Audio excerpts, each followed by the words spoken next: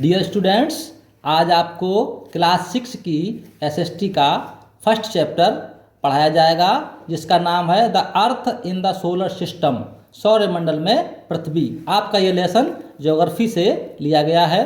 सबसे पहले आप द यूनिवर्स, ब्रह्मांड के विषय में पढ़ेंगे, उसके बाद में द सोलर सिस्टम, सौरमंडल के विषय में, और आवर प्लैनेट अर्थ, हमारा ग्रह पृथ्वी।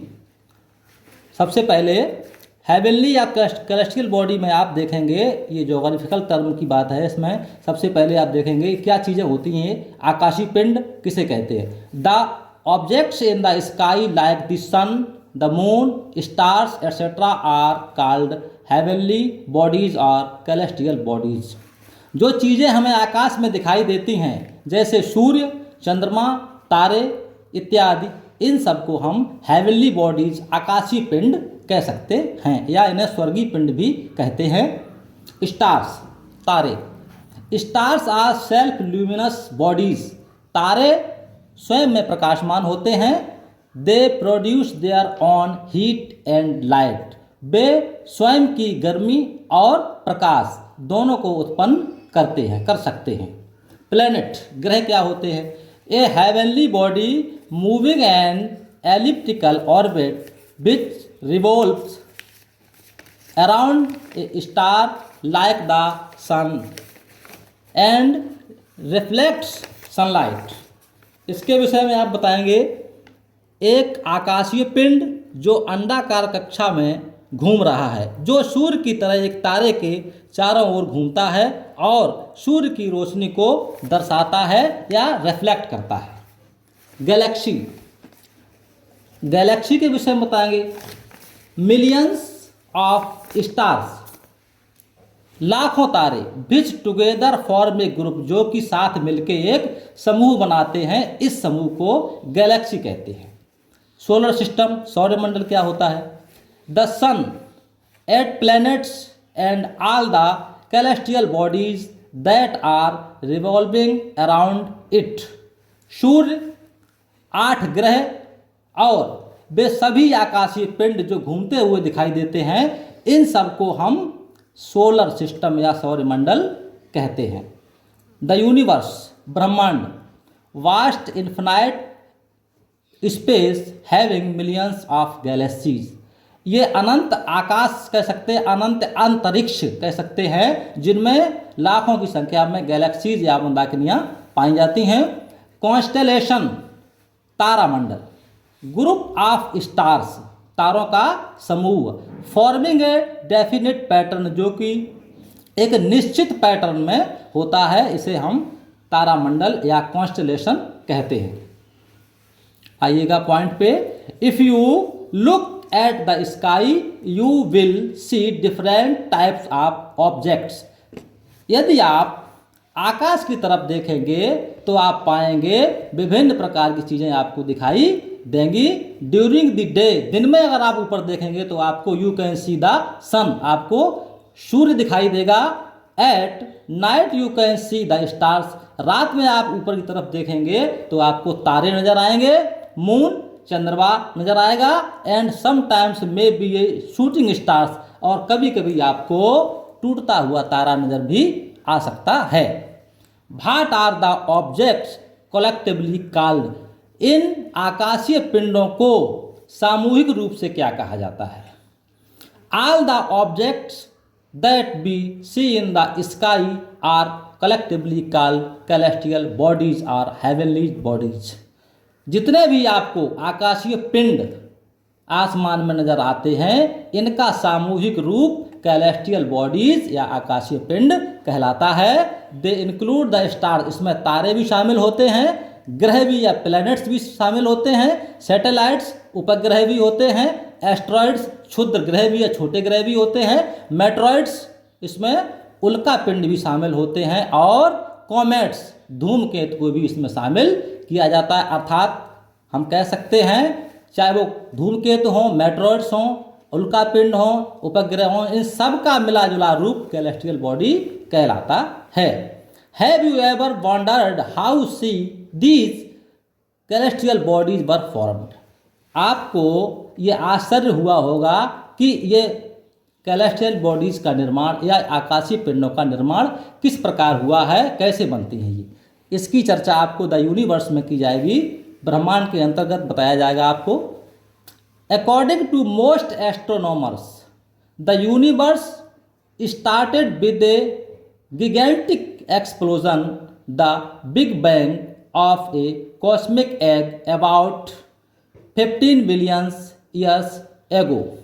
ज़्यादातर भूगोलवेत्ताओं का मत है कि ब्रह्मांड की उत्पत्ति एक अंडे के भांति विशाल विस्फोट से हुई है, जिसको बिग बैंग सिद्धांत का नाम दिया गया, और ये घटना लगभग 15 बिलियन वर्ष पहले की मानी जाती है। सबसे पहले एटम्स एंड लेटर मॉलिक्यूल्स, सबसे पहले एटम यानी परमाणु बने, एंड लेटर और बाद में मॉलिक्यूल्स का निर्माण हुआ, were formed. They ultimately formed A Gantt cloud of gases and टिनी dust particles called nebula. उसकी बाद में गैसों के बादल बने, धूल के छोटे छोटे कणों का निर्माण हुआ। धूल के इन कणों को हम नेबुला या निहारिका के नाम से जानते हैं। The nebula had a spinning motion and its own gravity. इन धूल के कणों या निहारिकाओं में घूमने की क्षमता भी होती है और स्वयं की गुरुत्वाकर्षण शक्ति भी पाई जाती है। Millions of stars together make a Galaxy. असंख्य तारे, सैकड़ों तारे मिलके एक गैलेक्सी का निर्माण करते हैं। Several millions galaxies make up the universe. और बहुत सारे गैलेक्सियां मिलके या मंदाकिनियां मिलके एक ब्रह्मांड का निर्माण होता है। The universe is still expanding as a new stars are being born. और आज भी इस ब्रह्मांड का विस्तार हो रहा है नए तारों के जन्म के रूप में। Do you know that the name of the galaxy to which our solar system belongs. क्या आप जानते हैं हम गैलेक्सी हमारे किस सौरमंडल से संबंधित होती है? It is called the Akash Ganga और मिल्की वे। गैलेक्सी को हम आकाश गंगा या मिल्की वे के नाम से जानते हैं, जो कि हमारे सौरमंडल से संबंधित होती है, बिलोंग करती है। On a clear night you might be able to see the Akash Ganga. On a clear night, एक स्वच्छ रात में, you might be able to see the Akash Ganga, आप आकाश गंगा को देख सकते हैं या आप आकाश गंगा देखने में सक्षम हो सकते हैं। इट एपियर्स एज ए फेंट band of light across the sky.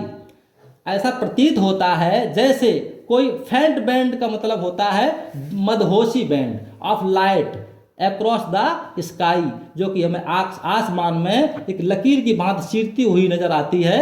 एक फेंट बैंड मदहोशी बैंड की तरह हमें दिखाई देती है आकाश गंगा के रूप में। इसे हम नेक्ड आई से भी देख सकते हैं। कनेक्ट टू ज्योग्राफी में आपको ज्योग्राफी से जोड़ने के लिए बिग बैंग शब्द को डिफाइन किया गया है। Edwin Hubble, the pioneer of Big Bang theory, made the observation that the universe is continuously expanding and thus the distance has been increasing more and more between clusters of galaxies। इस सिद्धांत के अंतर्गत Edwin Hubble ने बताया, ये big bang सिद्धांत के प्रतिपादक थे। इन्होंने अपने प्रयोगों के आधार पे ये प्रेक्षण पाया, ये निष्कर्ष निकाला कि हमारे ब्रह्मांड की लगातार वृद्धि हो रही है। इसके बीच में पाए जाने वाली सभी गैलेक्सीज और क्लस्टर्स, तारों के समूह और मंदाकिनियों के बीच की दूरी लगातार बढ़ रही है। इसके बाद में आपको स्टार्स, तारों के बारे में बताया जाएगा। A star is a heavenly body that is self luminous. जैसा कि आपको ऊपर बताया जा चुका है, तारे भी आकाशीय पिंड होते हैं जो स्वयं में प्रकाशमान होते हैं, स्वयं में प्रकाश करने की क्षमता होती है। Science by producing it's on light, ये अपनी ही उत्पन्न की हुई रोशनी से चमकते हैं।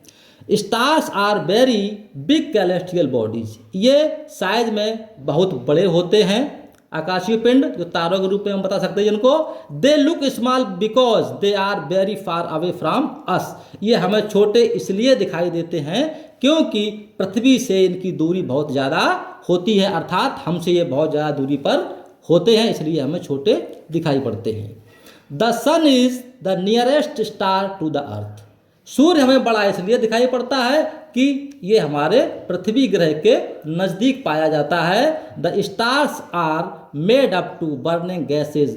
तारे गैस के पुंज के रूप में, एक जलती हुई गैस के रूप में पाए जाते हैं, अर्थात तारे गैस का एक पुंज होते हैं जो जलती हुई अवस्था में दिखाई देता है। कॉन्स्टेलेशन अर्थात तारामंडल, ये क्या होता है?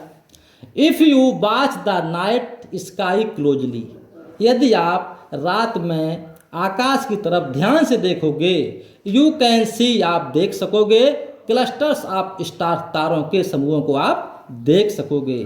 दोबारा से देख लीजिए, यदि आप रात को ध्यान से आकाश की तरफ देखोगे तो आप इन तारों के समूह को देख सकोगे। These group of stars are called constellations. इन तारों के समूहों को हम तारामंडल कहते हैं। A constellation may have just 10 stars. कम से कम इसमें 10 तारों का समूह होता है, या sometimes more than a million stars, और कभी कभी इसमें लाखों की संख्या में तारों का समूह पाया जाता है। देयर आर 88 कॉन्स्टेलेशंस नो सो फार। हमारी जानकारी में के मुताबिक 88 कॉन्स्टेलेशन को हम जानते हैं। You can identify some of these with naked eyes. केवल यहाँ पर उन्हीं 88 का वर्णन किया जा रहा है जो हमें नंगी आंखों से दिखाई देते हैं, जैसे like the Ursa Major, Orion, Scorpius, Canis Major और टेरस। ये जो तारामंडलों के नाम बताए जा रहे हैं ये हमें नेक्ड आई से दिखाई दे सकते हैं, और इसके अलावा और भी होते हैं जिन्हें हम बिना माइक्रोस्कोप के नहीं देख सकते हैं। द सोलर सिस्टम, सौरमंडल के विषय में देखेंगे आप। The solar system is the name given to the sun. Solar system का जो नाम है ये सूर्य से लिया गया है। All the planets that revolve around it, सारे ग्रह इसके आसपास चक्कर लगाते हैं। देयर सैटेलाइट्स, उनके उपग्रह भी होते हैं। मेट्रोस, क्षुद्र ग्रह भी होते हैं। कॉमेट्स, धूमकेतु भी होते हैं। और एस्ट्रॉयड्स, उल्का पिंड भी होते हैं। जितने आकाशीय पिंड पाए जाते हैं सभी मूवमेंट में पाए जाते हैं, गति की अवस्था में पाए जाते हैं। The sun, the planets and their satellites all have their own gravity of different strength. सूर्य और उसके जो ग्रह उपग्रह हैं उन सब में अलग अलग प्रकार की गुरुत्वाकर्षण शक्ति पाई जाती है। सबकी क्षमताओं में डिफरेंस होता है, किसी की क्षमता ज़्यादा होती है और किसी की कम होती है। Their pull on each other is what holds them in place in the solar system. गुरुत्वाकर्षण की शक्ति के कारण ये एक दूसरे से खिंचे रहते हैं सोलर सिस्टम के अंतर्गत। And keeps them where they are, और अपने स्थान पर बने रहते जहाँ पर वो होते हैं। इस प्रकार thus solar system can be defined as a sun together with the 8 planets. ग्रहों को लगा के और सूर्य को लगा के इसको हम सोलर सिस्टम कहते हैं। And all other celestial bodies that are around by its gravity, इनके अंदर जो गुरुत्वाकर्षण शक्ति होती है तो उस शक्ति से जितनी भी आकाशीय पिंड पाए जाते हैं वो सारे के सारे बाउंडेड रहते हैं। उसके बाद में सूर्य के विषय में पढ़ेंगे आप। बोलेंगे the sun is the head of the solar family. इस सौर मंडल का, सौर परिवार का सूर्य सबसे हेड है, प्रधान ग्रह, प्रधान माना जाता है इसको फैमिली का। It is the nearest star to the earth. जैसा कि आप जानते हैं ये सूर्य के सबसे नज़दीक है, ये तारा सबसे नज़दीक है। Like all other stars the sun is made up of hot gases. अन्य तारों की भांति सूर्य भी गर्म गैसों का मिश्रण है, गर्म गैसों से बना हुआ है। Hydrogen and helium are the main gases that make up the sun. सूर्य के निर्माण में हाइड्रोजन और हीलियम गैसों का मिक्सचर मुख्य रूप से पाया जाता है। अर्थात हम कह सकते हैं सूर्य के बनने में हीलियम और हाइड्रोजन गैसों का प्रयोग होता है। The moving cloud of these gases is known as nebula. जैसा कि आपको बताया गया है, मूविंग क्लाउड, मेघ, घूमते हुए मेघ, इन गैसों का जो मिश्रण होते हैं उसे हम नेबुला या न्यारिका कहते हैं। The sun has a surface temperature of almost 6000 degree centigrade. सूर्य की सतह का जो तापमान होता है वो 6000 डिग्री सेंटीग्रेड से भी अधिक होता है। Number 2, nuclear fusion is responsible for the sun energy. सूर्य की ऊर्जा के लिए न्यूक्लियर फ्यूजन का मतलब होता है नाभिकीय संलयन। तो नाभिकीय संलयन की प्रक्रिया ही उत्तरदायी होती है सूर्य की एनर्जी के लिए। Nuclear fusion is a process in which two light nuclei combine to form a heavy nucleus. इस प्रक्रिया में दो छोटे छोटे नाभिक मिलके एक बड़े नाभिक का निर्माण करते हैं। इस प्रक्रिया को न्यूक्लियर फ्यूजन या नाभिकीय संलयन कहा जाता है। इस प्रक्रिया से सूर्य के अंदर एनर्जी बनती है या सूर्य को एनर्जी प्राप्त होती है। Number 3, the distance of the sun from the earth is about 150 million kilometres. ये दूरी के विषय में बताया गया है कि सूर्य से पृथ्वी की जो दूरी है वो लगभग 150 मिलियन किलोमीटर है। The light from the sun which travel at a speed of about 3 lakh kilometre पर सेकेंड। इसकी जो चाल बताई जाती है, प्रकाश की जो चाल होती है वो 3 लाख किलोमीटर पर सेकेंड है। Takes about 8 minutes to the earth us on the earth. सूर्य से पृथ्वी पर प्रकाश आने में लगभग 8 मिनट का समय लगता है। अर्थात सूर्य की किरणें पृथ्वी तक आने में लगभग 8 मिनट का समय लेती हैं। प्लैनेट्स, अन्य ग्रहों के बारे में देखेंगे आप। All the 8 planets of our solar system. इसके अलावा देखिए अन्य ग्रह विषय बता रहे हैं। नंबर 1 पे Mercury, Venus, Earth, Mars, Jupiter, Saturn, Uranus and Neptune. ये जो ग्रह बताए जा रहे हैं, Mercury, Venus, Earth, Mars, Jupiter, Saturn, Uranus and Neptune, revolve around the sun in fix पथ नॉन एज ऑर्बिट। ये सारे जो 8 ग्रह बताए जा रहे हैं, ये सारे के सारे चक्कर लगाते हैं सूर्य के एक निश्चित पथ में, जिसको हम ऑर्बिट या कक्षा कहते हैं। They also rotate on their on axes. ये अपनी धुरी पर भी घूमते हैं। While revolving around the sun, और ये सूर्य के आसपास भी चक्कर लगाते हैं। All the planets are spherical in shape and very in size and composition.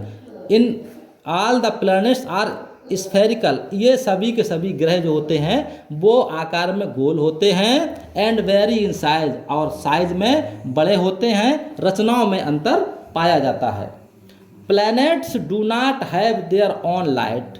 ग्रहों में अपना स्वयं का प्रकाश नहीं होता है। They reflect the light that they receive from the sun. वे सूर्य से प्राप्त रोशनी को रिफ्लेक्ट करते हैं, प्रदर्शित करते हैं। इनमें स्वयं का प्रकाश नहीं होता है। It is important to know that Pluto has been removed from the list of our planets and recategorised as a dwarf planet. आपको जानकारी के लिए बता दें कि पहले 9 ग्रह थे, लेकिन इसमें से प्लूटो को हटा दिया गया है। It is the important to know, ये जानना बहुत आवश्यक है कि Pluto has been removed from the list. इस नवग्रह की जो लिस्ट थी उसको प्लूटो को हटाने से इसमें 8 ग्रह बचे हैं। ये हमारे प्लैनेट की जगह इसको हटा दिया गया है। एंड कैटेगराइज, और इसको वर्गीकृत किया गया है एक बौने ग्रह के रूप में, अर्थात ग्रहों की संख्या अब 8 मानी जाती है। Mercury, Venus, Earth and Mars. Mercury, Venus और अर्थ और Mars are the inner planets. इसको अंतः ग्रह कहते हैं। अंतः, ये अंदर की तरफ पाए जाते हैं सिस्टम में। These 4 planets are close to the sun. ये चारों ग्रह पृथ्वी के नज़दीक पाए जाते हैं। आर मेड अप रॉक्स, जो कि चट्टानों से बने हुए हैं। ये चट्टानों से बने हुए ग्रह नाम पढ़ेंगे, मरकरी, वीनस, अर्थ और मार्स। ये इनर प्लैनेट हैं और ये सूर्य के नज़दीक पाए जाते हैं चारों के चारों, और ये चट्टानों से निर्मित हैं। इस प्रकार thus they are also called terrestrial planets, इन्हें हम लौकिक या स्थलीय ग्रह भी कह सकते हैं। द अर्थ लाइक प्लैनेट्स, जैसे पृथ्वी ग्रह ये भी स्थलीय ग्रह है। अदर प्लैनेट्स, अन्य ग्रहों के बारे में देखेंगे, Jupiter, Saturn, Uranus and Neptune are the outer planet. पहले ऊपर वाले इनर प्लैनेट्स थे और ये नीचे वाले प्लैनेट में जुपिटर, सैटर्न, यूरेनस और नेपच्यून ये आउटर प्लैनेट या बाह्य ग्रह कहलाते हैं। They are called gas giant, इनको हम गैसीय ग्रह कह सकते हैं क्योंकि इनमें गैस की अधिकता पाई जाती है। As they are made up of gases, जो कि गैसों के मिश्रण से बनते हैं। ये गैस बाहुल्य ग्रह होते हैं, इनको हम आउटर प्लैनेट्स या बाह्य ग्रह भी कह सकते हैं। उसके बाद में अवर प्लैनेट अर्थ, हमारा ग्रह पृथ्वी। The earth is the fifth largest planet and the third nearest to the sun. The earth is the fifth largest planet, इसका मतलब है पृथ्वी से 4 ग्रह और बड़े हैं, मतलब पृथ्वी का बड़ा होने में 5वां नंबर है।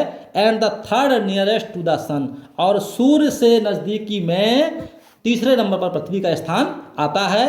It is spherical in shape, ये आकार में गोल होती है। Slightly flattened at the poles, और ध्रुवों की तरफ ये फ्लैट होती है। And bulging at the equator, और भूमध्य रेखा की तरफ ये बल्गिंग के रूप में या छिद्रों के रूप में थोड़ी पाई जाती है। This shape is describe as a geoid, इस आकृति को हम जियोड कहते हैं।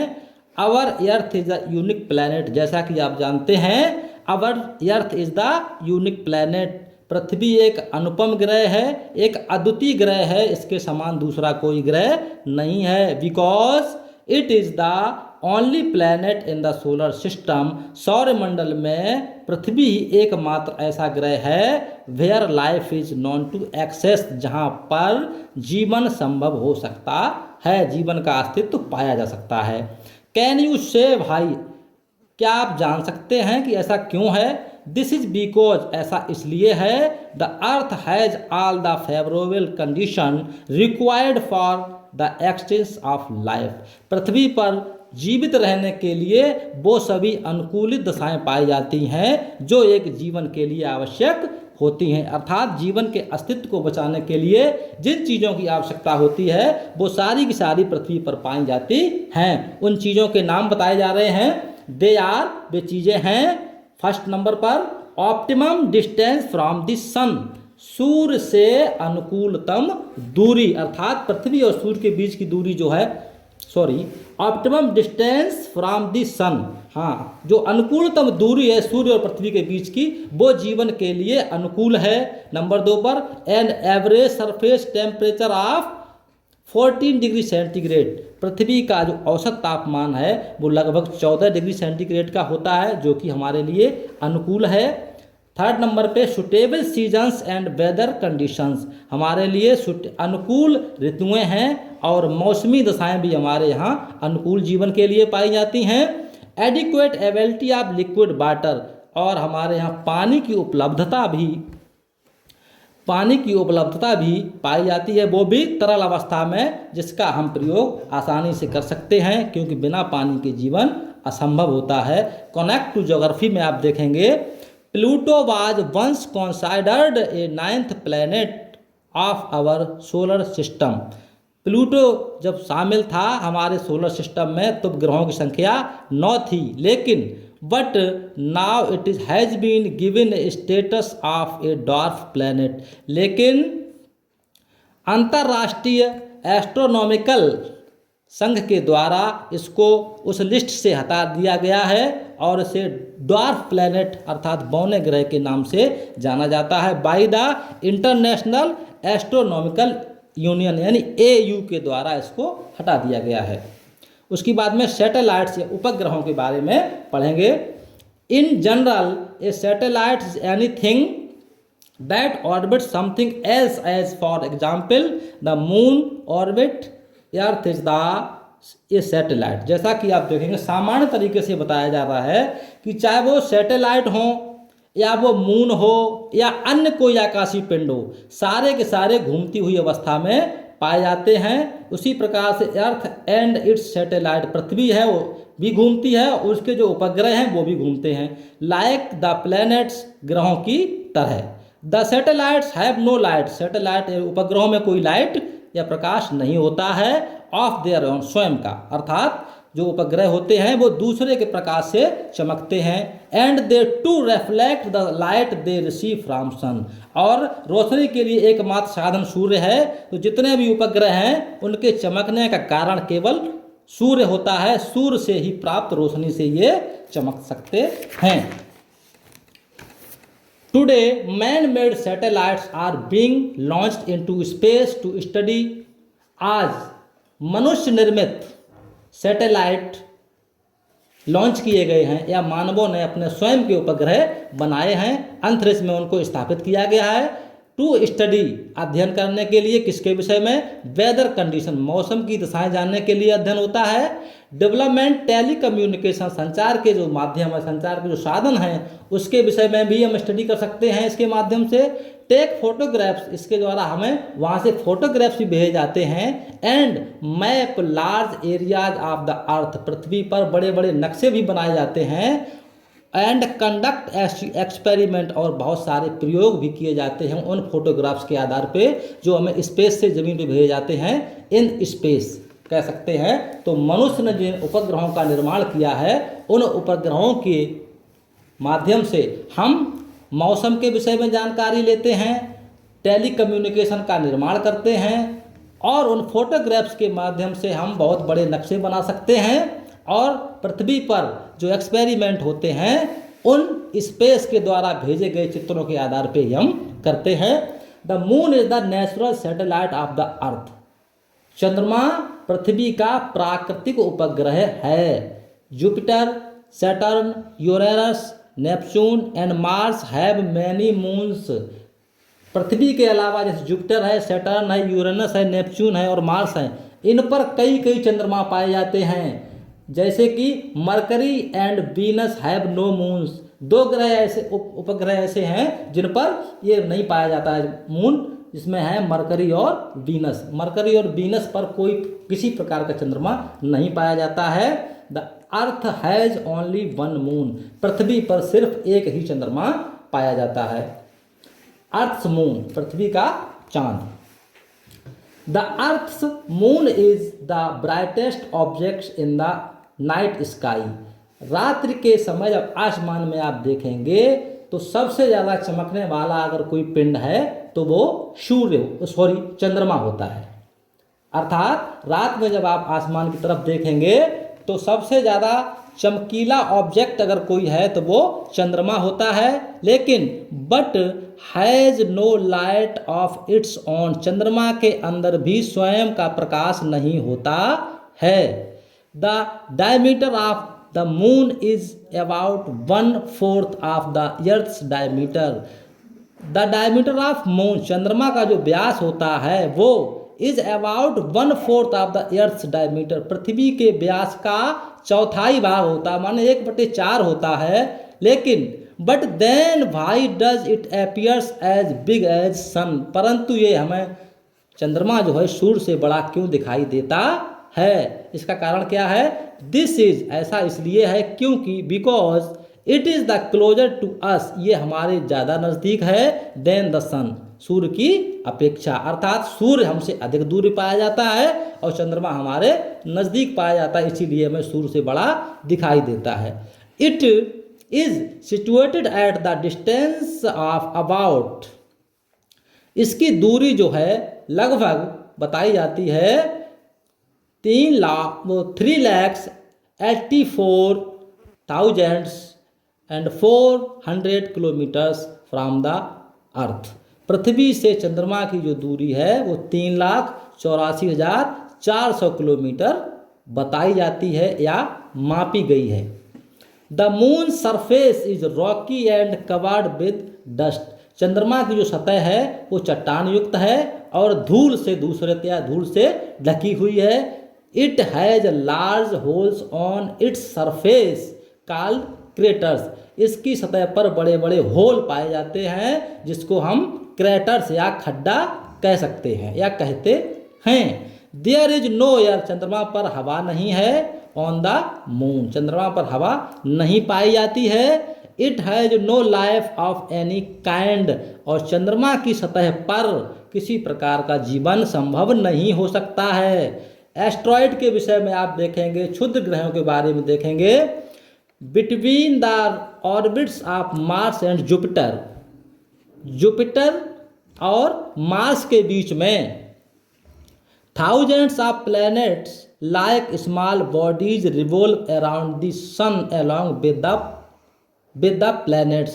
जुपिटर और मार्स के बीच में हजारों प्रकार के ग्रहों के टूटे हुए टुकड़े साथ में रिवॉल्विंग करते हैं, मूवमेंट करते हैं along with the planets, ग्रहों के साथ में। दीज आर कॉल्ड एस्ट्रॉयड, इन्हें हम ग्रहों के टूटे हुए टुकड़ों को एस्ट्रॉयड या क्षुद्र ग्रह कहते हैं, और प्लैनेटॉइड्स, इन्हें प्लैनेटॉइड्स भी कह सकते हैं। मैनी बिलीव, बहुत सारी मान्यताओं के साथ, that these are pieces of some planet, ऐसा माना जाता है कि ये कुछ टूटे हुए ग्रहों के कण हैं। Which exploded a long time back, जिनका बहुत समय पहले विस्फोट हुआ था। विस्फोट होने पर ये ग्रह जो है अपने मुख्य ग्रहों से टूट के अलग हो गए थे और आज भी मूवमेंट कर रहे हैं। These largest asteroid is the Ceres, Ceres नाम का जो एस्ट्रॉयड या क्षुद्र ग्रह है वो सबसे बड़ा ग्रह, सबसे बड़ा टुकड़ा माना जाता है ग्रहों का, या हम उसे लार्जेस्ट एस्ट्रॉयड या सबसे बड़ा क्षुद्र ग्रह कह सकते हैं। इसका नाम है सेरस। मेट्रोस, इसे उल्का कह सकते हैं। Meteors are the smaller pieces of rocky material that burn when they enter the air's atmosphere. ये जो उल्का होते हैं ये बहुत छोटे कण होते हैं, चट्टानों से निर्मित होते हैं, और पृथ्वी की जब कक्षा में ये घुसते हैं वायुमंडल में तो ये जलने लगते हैं। और कहाँ से आते हैं? एटमॉस्फेयर फ्रॉम द स्पेस, जब ये अंतरिक्ष से पृथ्वी की कक्षा में प्रवेश करते हैं तो ये जलने लगते हैं। They can be seen as bright streak of light, इसे आप एक बहुत तेज जलती हुई लकीर या प्रकाश की एक लकीर के रूप में आप देख सकते हैं। Flashing across the sky and hence are known as shooting star, और इस प्रकार से लाइट जब बहुत तेज आगे जाके ख़त्म हो जाती है, इस चीज़ को हम शूटिंग स्टार या टूटता हुआ तारा कहते हैं। मेट्रोइड्स, उल्का पिंड क्या होते हैं? Many larger fragments of the rocks complete the journey to the Earth surface without being destroyed. Many larger fragment, बहुत सारे बड़े बड़े टुकड़े ऑफ द रॉक्स यानी चट्टानों के, complete the journey of earth, पृथ्वी की परिक्रमा करते हैं, यात्रा पूरी करते हैं सतह की, विदाउट बीइंग डिस्ट्रॉयड, बिना नष्ट हुए। अर्थात मैनी लार्जर फ्रैगमेंट, बहुत बड़े बड़े टुकड़े पृथ्वी की परिक्रमा करते हैं बिना किसी बर्बादी के या बिना नष्ट हुए। These are known as meteoroid, इसे हम उल्का पिंड कहते हैं। Some recent major meteoroids fall on the Earth bar in, ये कभी कभी बहुत बड़े रूप में उल्का पिंडों के रूप में ज़मीन पर गिरे भी हैं, जिनके विषय में कुछ तारीखें और घटनाएं बताई जा रही हैं। ये सबसे पहले व्लादिवोस्टोक जगह है रूस में इन 1947, सबसे पहले ये व्लादिवोस्टोक रूस में 1947 में गिरा था। बारवेल ब्रिटेन में 1965 में गिरा था, and northern Ireland in the 1999, और नॉर्दर्न आयरलैंड में, उत्तरी आयरलैंड में ये 1999 गिरा था, 99 में गिरा था। एंड पर्सीड फ्रांस, और पर्सीड नाम की जगह जो फ्रांस में है, ये सबसे लास्ट में 2011 में यहाँ पे उल्का पिंड गिरा था। कॉमेट्स, धूमकेतु क्या होते हैं? Comets are balls of dust, ये धूल की दीवार होती है। And frozen gases held together by ice particles, और इसमें बर्फ और गैस भी, जमी हुई गैस होती है और बर्फ के टुकड़े भी होते हैं। Not revolve around the that revolve around the sun, जो कि सूर्य के चारों ओर घूमते हैं। इन लॉन्गिट ऑर्बिट्स, एक बहुत बड़ी कक्षा में ये सूर्य के आसपास धूल के कण, बर्फ के कण जमी हुई बर्फ, ये जब सूर्य का चक्कर लगाते हैं, the ice change to gas when the comes near the sun, जब ये सूर्य के पास आते हैं, द आइस चेंज, तो बर्फ बदल जाती है गैस में, जब ये सूर्य के पास आते हैं तो बर्फ के टुकड़े गैस में परिवर्तित हो जाते हैं। This vaporise part form a long tail, इस बाष्पित भाग से या जो बाष्पित हुई बर्फ के टुकड़ों से क्या बनता है, फॉर्म से लॉन्ग टेल, एक लंबी पूंछ का निर्माण होता है, जो कि of gas and fine dust, जो गैस और धूल से निर्मित होती है, एक लंबी पूंछ हमें दिखाई देती है या बनती है। The most famous comet is the Halley comet, सबसे प्रसिद्ध जो धूमकेतु है उसका नाम हैली कॉमेट है। विच एपियर्स, जो कि हमें दिखाई देता है, इन द स्काई, आकाश में, एवरी 75 और 76 ईयर्स, हर 75 से 76 साल में ये हमें हैली कॉमेट 75 या 76 साल के बाद ही दिखाई देता है, इसे हम धूमकेतु कहते हैं। थैंक यू, आपका ये लेसन पूरा हुआ। किसी भी प्रॉब्लम के लिए आप कमेंट में लिख सकते हैं। Thank you, all the best.